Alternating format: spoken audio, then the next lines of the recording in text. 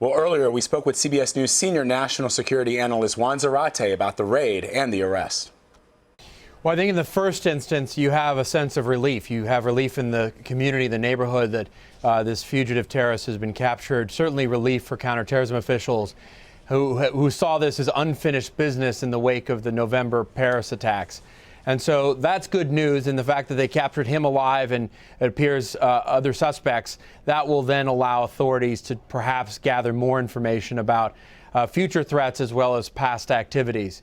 But this does raise then larger questions around the capability of European authorities to be able to defend against terrorist threats when in fact these are individuals who are not only European nationals, but who are embedded in their societies and who've been able to elude authorities even after an attack and even after a massive manhunt.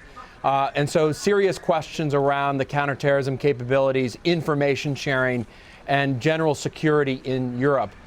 Finally, it raises the long-term question of what happens in Europe with respect to the refugee crisis, communities that may be at risk, and the allure of this ideology, which seems to have some purchase, even if it's in a very small minority of a population, some purchase in parts of Europe. And I think that is a long-term demographic and sociological problem for Europe. And so this is a good episode in that wanted terrorist has been captured, but it does expose and raise some very fundamental and important issues for Europe, as well as those who are concerned about counterterrorism.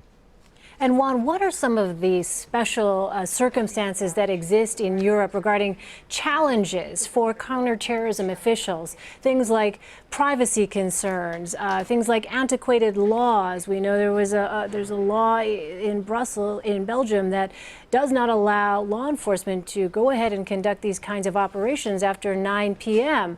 What are some of the things that exist in Europe that may hamper the efforts of counterterrorism officials, and do those things exist here in the United States?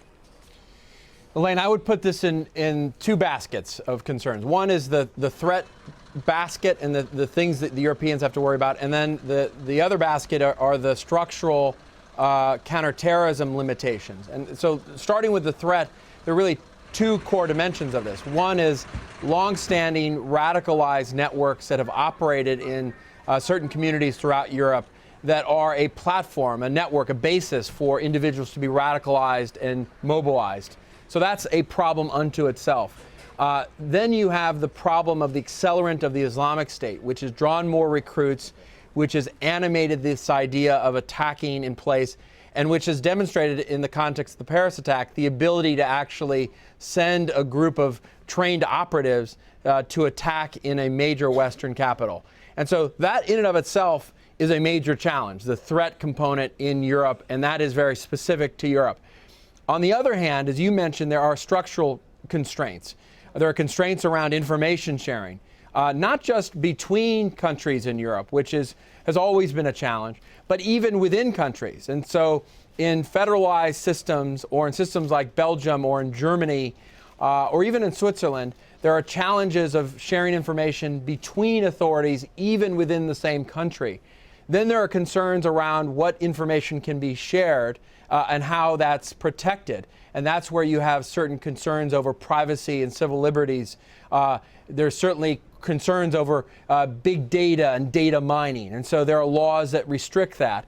And then finally, there are laws that actually constrict what can be collected. And so to your point, what can be done in terms of how authorities both understand and gather information and then how they act on that information.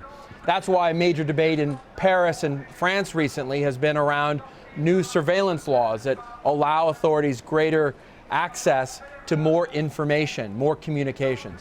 And so you have a threat basket and a basket that is endemic to Europe that in some ways is very particular to European institutions and to European society. There are some strains of that are of concern in the United States, but fortunately we don't have some of the same threat components and certainly don't have some of the concerns around information sharing, at least internal to the United States. Juan, the news this week that the Russians are pulling out of Syria, and we also learned today that the Russian Foreign Minister Sergei Lavrov met with his Iranian counterpart to discuss a possible ceasefire in Syria. And I bring this up because I wonder, as there are inroads made on the Islamic State, will it really matter, or will we continue to see these kinds of folks radicalized, whether in Europe or the United States, even as we take more territory away from ISIS in the Middle East? Well, I think the challenge with the Islamic State is that it's animated the broader terrorist movement with this idea of a governing caliphate and provinces.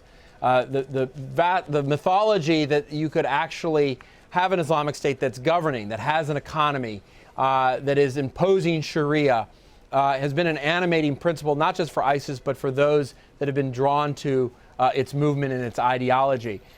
The problem, Vlad, is that this has now spread well beyond the confines of the conflict in Syria and Iraq.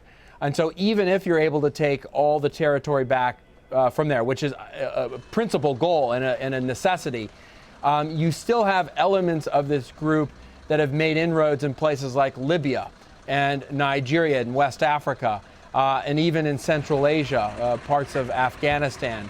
And so this has now become the follow-on movement to al-Qaeda, and the challenge is, does it continue to animate a global terrorist movement that, even if it doesn't occupy vast swaths of territory in the Middle East, continues to motivate and radicalize individuals in places like Molenbeek and in London and in Paris? And I think that's a real question and challenge for authorities, and one that should animate some degree of urgency to confining the reach and capabilities of the Islamic State.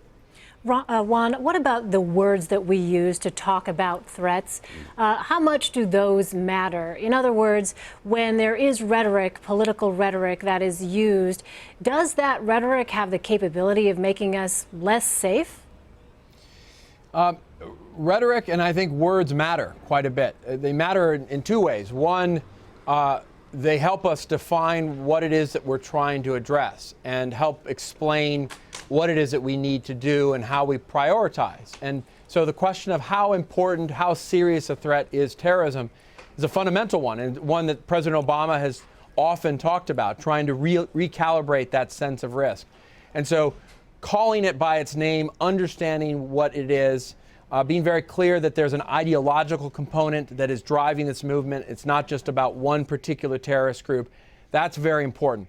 On the other hand, it's important not to either aggrandize these individuals or threat, to make them 15-foot giants that cannot be defeated, nor is it advisable to paint with a broad swath, as you've heard certain individuals do, the nature of the threat being perhaps all of Islam, which is a dangerous proposition as well, because it's not true and is actually an unhelpful construct. And so how we talk about the threat and how we talk about how we mitigate against that threat becomes a very important dimension of the issue.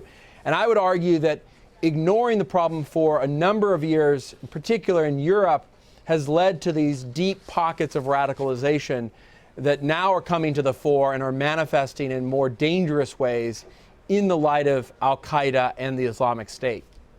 Juan, before we let you go, for our viewers who are just joining us, the news that Salah Abdeslam, the last remaining suspected attacker in the November 13th Paris attacks, which killed 130 people, has now been captured alive. He is wounded. What kind of intel? We talked about this. We've been covering this for a couple of hours now. What kind of intel can we expect that the French and the Belgians will share with the United States, will share with each other, and how possibly will American officials utilize that information? Well, I think the French and Belgian authorities will be focused first and foremost on understanding the networks themselves that were at play with the Paris attacks, as well as the support mechanism and networks that allowed him to remain a fugitive for 4 months, and will want to understand any future potential threats as a result of those networks. And so their first priority is going to be understanding that, sharing information internally within Belgium and also obviously with French officials. And I think they're going to be very open about sharing information with U.S. authorities. But in some ways, that's going to be a secondary issue. Where that becomes a priority potentially, Vlad, is if they come across information suggesting that there are links to the United States, links to Americans, or some other piece of data that will be of deep interest to the United States from a strategic standpoint. Something about, for example, how the Islamic State is planning its next set of attacks. And so that's the kind of information that I would anticipate, especially in this environment, would flow very quickly and freely from Belgium and France to the United States. All right. Yeah. Juan Zarate, our CBS News senior national security analyst. Juan, thank you so much for your time. Thank you, Elaine. Thanks, Vlad.